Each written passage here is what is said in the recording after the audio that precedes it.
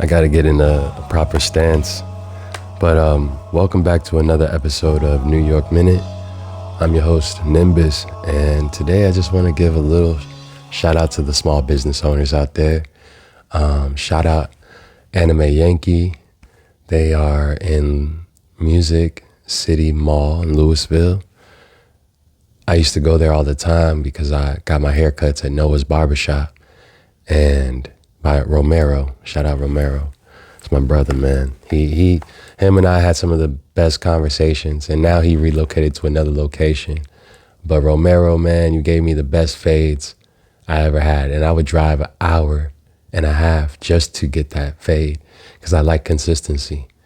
And we always had great conversations too. So I told him, bro, it's not just a haircut. It's a whole conversation. It's a whole experience. And I don't really go to that many different barbers, bro. Like I kind of like to stick to one specific barber. Shout out my boy Larry. And I do that because I like consistency. And once I find somebody that has a consistent vibe, a consistent style, LJ, my boy LJ, we had the coolest time on Christmas because he came to the spot. We kicked it, made a whole like song in like a matter of 30 to 45 minutes. All white Chevy sitting high on I-35. White wild ties, gold spokes, love the way they glide. Steady switching lanes, wood grain, spinning, take my time. Take off like a plane, it's the game, so I take what's mine. I chopped up the beat while everybody was kind of moving around. And then once he pulled up, I was like, oh, what's good, bro? We got, my boy Corey was like, yo, we about to make a song tonight. And I was like, I'm in my mind, like, I don't really feel like recording a song while I have to entertain guests and manage like people and it was just too much going on. So I was like, yeah, bro, potentially later. And so we made a song that day, and then that day, I was engineering right in this room and just, doing what I do on BandLab and just for demo purposes and just to capture the moment. But it was a cold song. We freestyled basically over Sitting Sideways, and I chopped it, screwed the beat a little bit, and it was a good time. And from that moment, I was like, all right, salute, my boy. I like to collect stickers from businesses. So Josie Records, what's up with that? This is the Art Club, which is also hosted by the owners of Anime Yankee. And they're really cool people, man. So what I will say is, Vaku, shout out Ron, Louisiana cats that I met out here. Shout out Ale Earhart, super legend in Louisiana. And I love what you're doing out there, bro. Keep doing what you do, bro. Stay solid, stay peaceful, stay mindful, and prosper, bro. And Square Away Live, Bart, shout out Bart. We had, I met Bart at What's Up With That, actually. Shout out Nick Martin, man. Thank you again for everything you've done, bro. And yeah, I want to be the guy that came out of nowhere. I've lived a lot of places, so it's like I've seen so many businesses either go up or go down because they didn't utilize SEO, search engine optimization. And I've utilized it for quite some time on Google, and I do Google reviews just like I did for the Monarch restaurant and for other small business owners as well. And it helps because during COVID, a lot of small businesses went either in the red or are still barely hanging on by a thread. That is because everybody had to stay home. Now everybody's outside, and there's a whole new crop of people here that moved from different cities, but they have no idea where to go.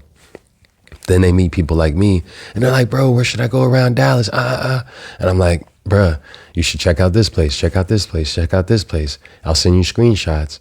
But when you go there, A, support the business. B, tip the bartenders and people that serve you and at your tables or people that are performing at these events. Respect people. So come with respect, peace, and be cool. Enjoy your time. Go home or wherever else you're going to go. One thing I will say with New York Minute, I'm going to be promoting a lot of businesses, and the traffic is going to be rapid. It's at a light speed. And it's like that because of the way the internet works. And I post on multiple platforms at the same time, from TikTok to Twitter to Instagram to YouTube. And I want the audience that are going there to be patrons, people that are going to pay and produce income for these businesses, small business owners, companies, etc. I don't want people going there and disrespecting anybody or anyone's business, because then it makes me look bad. If you're going to show up to these places, 1, act right. 2, dress fly, clean, and respect the people that are working there. The last thing I want is people to go places and then they don't respect the business owners. They don't buy nothing. Like, if you're going, I don't like people that go places and just go to go. They don't even buy nothing or tip the person that is working there that's making minimum wage, which isn't a livable wage. So please respect, just like they say in open mics. Shout out Black Canvas. I'll see y'all soon. Respect the mic. That means when someone's performing, allow them to perform, because they're doing a service for you. And sometimes they're not even getting paid for it. If most of the times they're not getting paid for it. And it should be a genuine understanding that you're there to support them if you like their music, but don't disrespect them. It's kind of disheartening, you know? Like, imagine working a 12-hour shift, racing to get to a venue, and everybody's so ramped up that they're not even paying attention. And that's typically what happens. But that's when you got to showcase your art at the highest level, at the like, show them, you know what I mean?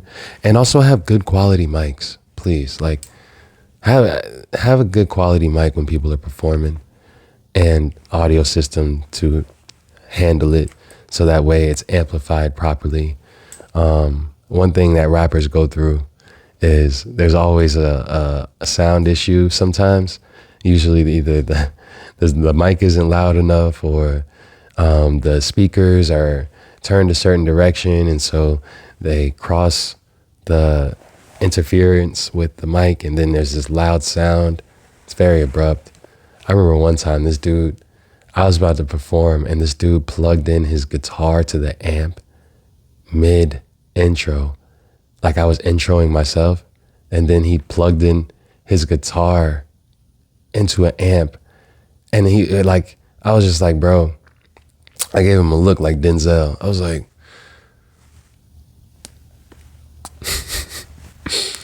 because that sound, it will literally like disrupt your whole flow and mindset of what to do or what you're about to do. Because I always have my stuff memorized, my lyrics, and so I don't perform with a backtrack. So first I do my introduction, then I rap when I was rapping. I don't really do that anymore. It's not really a thing for me. I like to showcase businesses, artists, and just things I think are cool. They call those Google reviewers on Google. So imagine having that on Instagram where everybody has. And then they're like, oh, I didn't know about this spot, and I've lived here all my life. I'm like, word? It's pretty cool. You gotta book a reservation. You have to make sure you are dressed formally, properly. And when you show up there, you gotta know how to act, because they do have security and they will put you out. And then if I hear about it, I'm gonna talk to you about it and say, why did you act like this? Why didn't you support these people? Why didn't you dress right? Why didn't you tip the bartenders? don't make me look bad. I don't like that. And all these businesses are great businesses. Now that we're in a time period where there's so many more people here in Dallas than what there was when I was first moved here, people have to be directed. The traffic has to be directed properly. But I want the right traffic to go to these places. Not the people that just go. Not the people that just want to soak the energy up and not pay to like be there.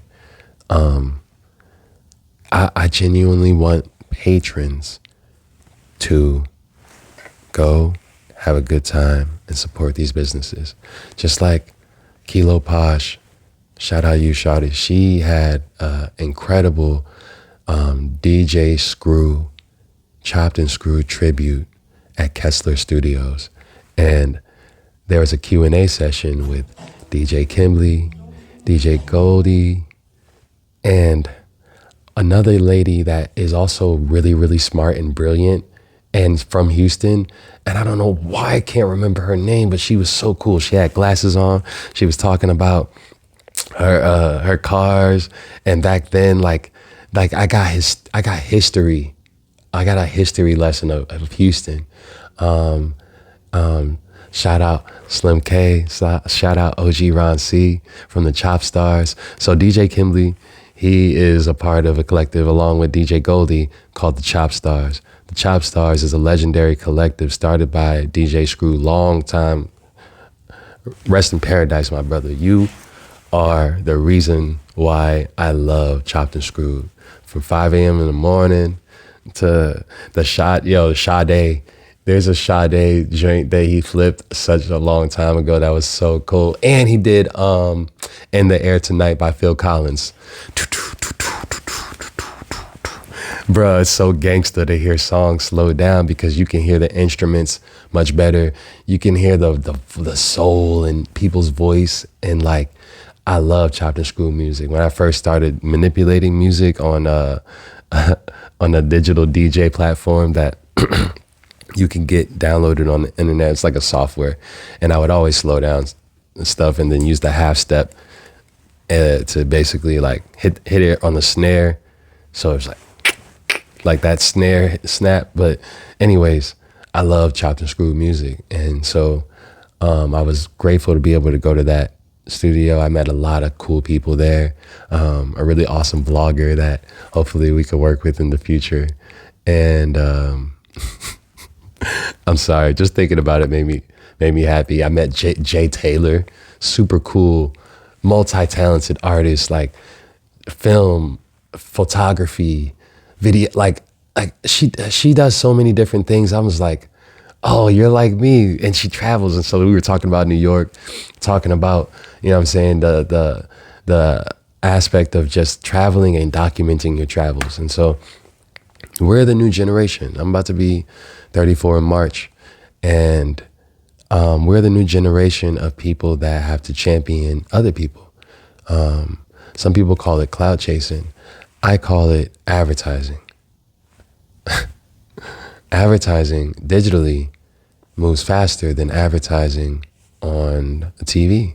I just Googled how many times an ad runs on TV. You wouldn't believe this, but Google how many times an ad runs on TV. And then think about how many times an ad runs on Instagram. Paid for ads have taken over my Instagram to the point where I don't even scroll on Instagram anymore.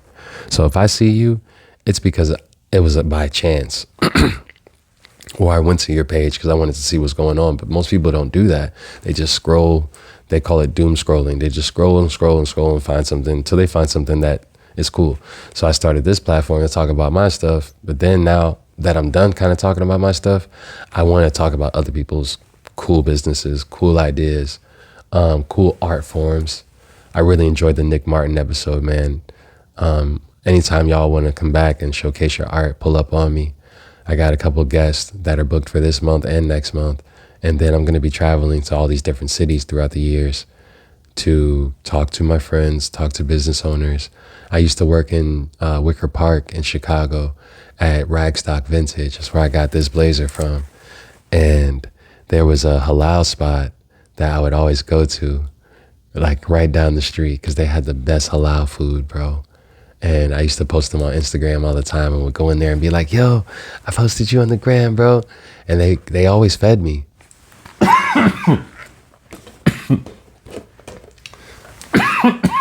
Sorry. They always fed me. They always took care of me. And so for that, I always supported them. And I didn't ask for a dime. I met the family members. They told me about the city. And they were good guys. And then once they found out my real name, they were like, oh, you have a Muslim name. And I was like, yeah, I know the meaning and all that. It's kind of, it's ironic. But yeah, I just supported them out of love. And, you know, I would bring people to the restaurant all the time and have business meetings there. I ended up filming, got something filmed by a buddy there who used to work at a record store around the corner. And he's a great photographer, great photographer, man. And it's crazy because certain people, I remember them visually, but some of them, I don't remember their names.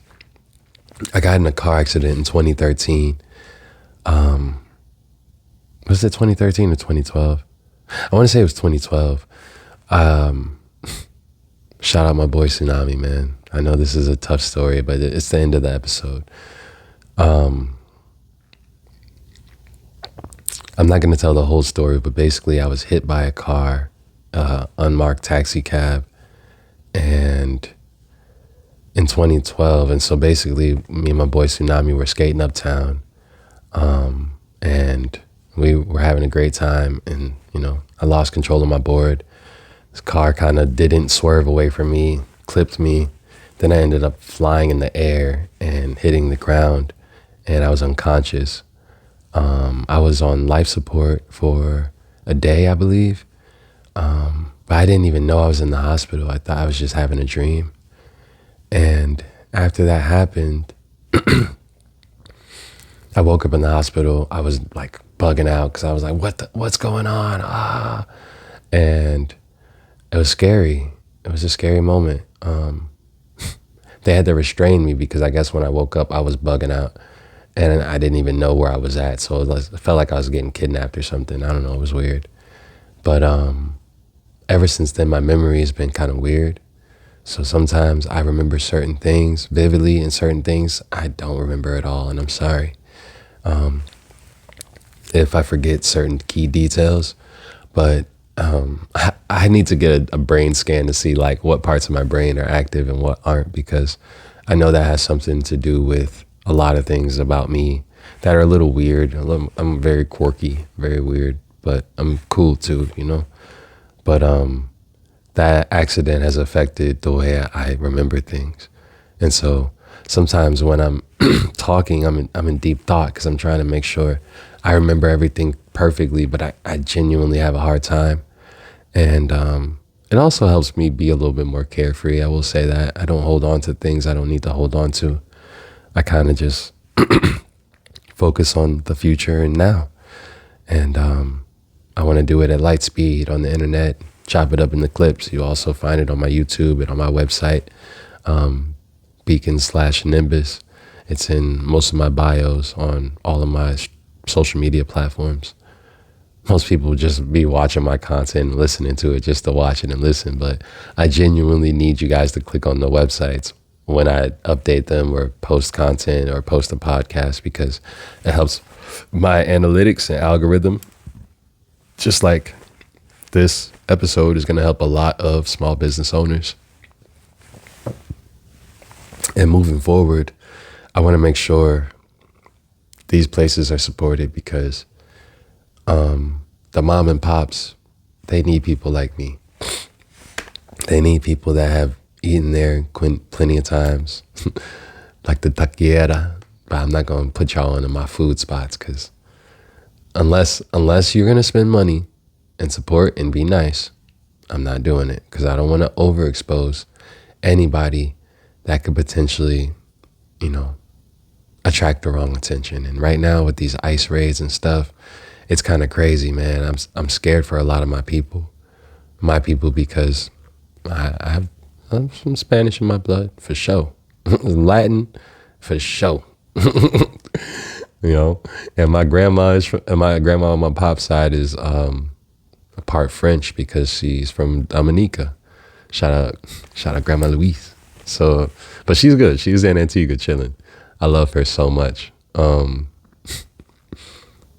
I'll never forget when she had that big pot in the backyard and it was boiling water and she was just like cooking all types of like lobsters and crabs and all types of like seafood. And there was chickens in the front yard and mango tree outside and the nets for the mosquitoes and stuff, but you still get bit up.